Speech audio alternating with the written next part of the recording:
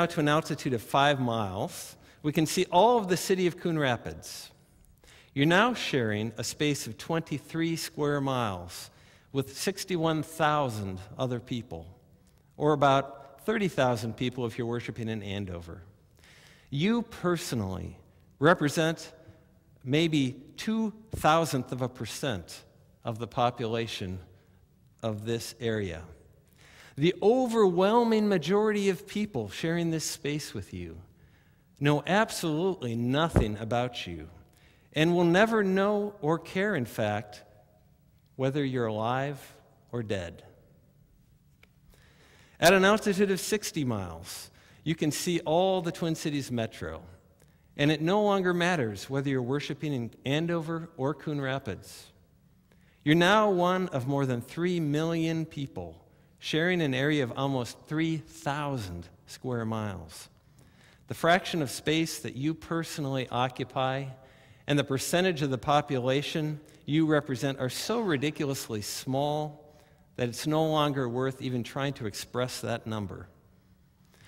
There are probably people in this area who have the same name as you, people who may, in fact, look like you, or have a remarkably similar story to your life story.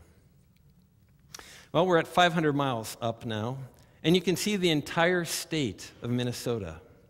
You're now one of 5 million people sharing an area of 87,000 square miles. Hold on, because as we become smaller and smaller, we're going to be moving faster and faster.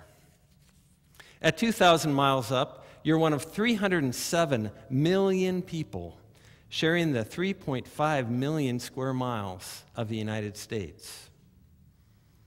At 6,000 miles up, you're one of 6.8 billion people sharing the huge and yet astronomically insignificant 197 million square miles covering the planet Earth.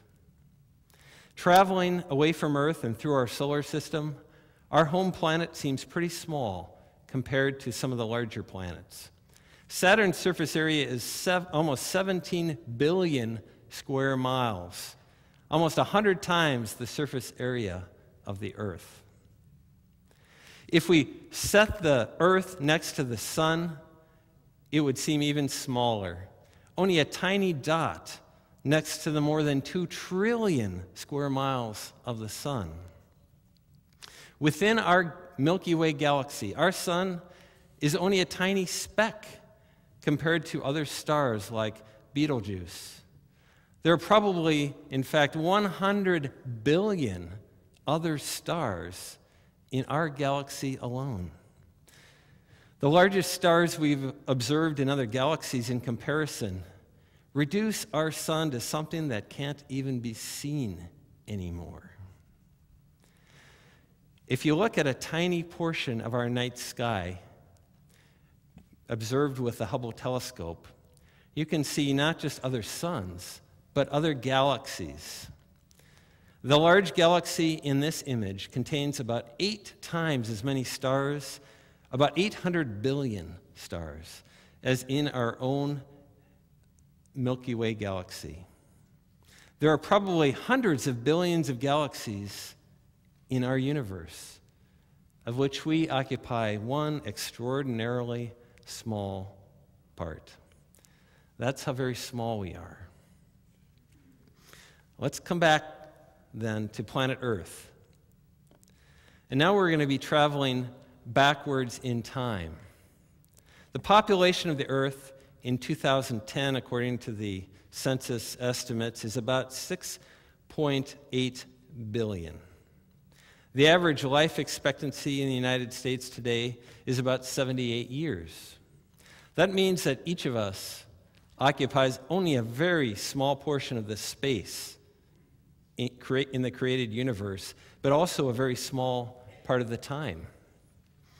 Going back only one lifetime, then, 78 years, to 1932, Amelia Earhart became the first woman to fly solo across the Atlantic Ocean.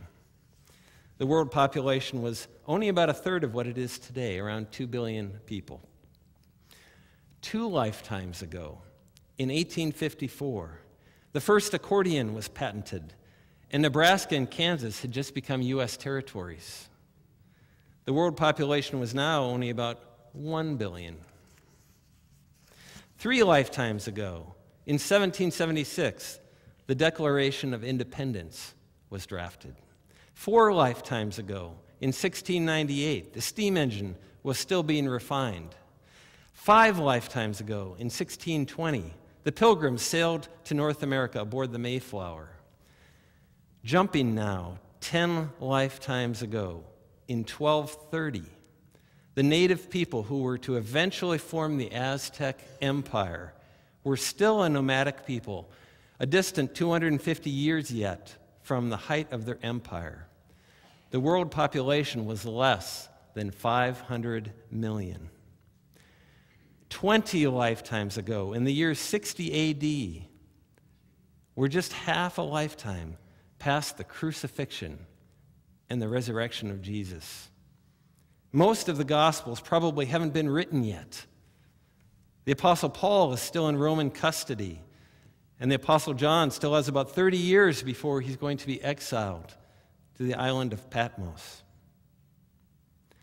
Taking an even bigger jump back now, 50 lifetimes ago, 1890 B.C., Abraham, first introduced to us in Genesis 11, has been dead for about 100 years only. His great-grandson, Joseph, had been sold into Egyptian slavery by his brothers about 8 years previously. Moses will not be born for another 364 years. The population of the world 50 lifetimes ago was probably only about 30 million people, about 0.4% of the world population in 2010. That's how very, very small we really are.